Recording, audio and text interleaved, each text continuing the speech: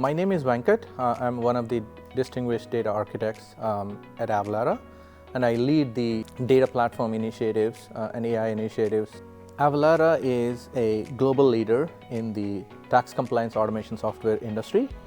We operate in the midst of enterprise commerce and the government by offloading the burden of all the tax compliances for them so that the businesses can focus on their business operations without needing to know about tax rule changes or the filing, when does the deadlines for the tax returns happen. Our audacious vision is to be a part of every transaction in the world. We were running on the legacy SQL systems, and our backend systems were not able to handle the huge volume of transaction growth that we are experiencing from our customers. We need to re-architect our data platform systems to enable such growth by decoupling our front-end engine to a back-end engine so that the back-end engine could be able to scale, could be able to be cloud neutral, and then provide the tax compliance solutions at the edge. MongoDB is the heart of the entire JSON ecosystem. We store all of the JSON conditions, contextualization, and all of the conditions inside MongoDB as a backend. MongoDB is also being adopted by the new AI workloads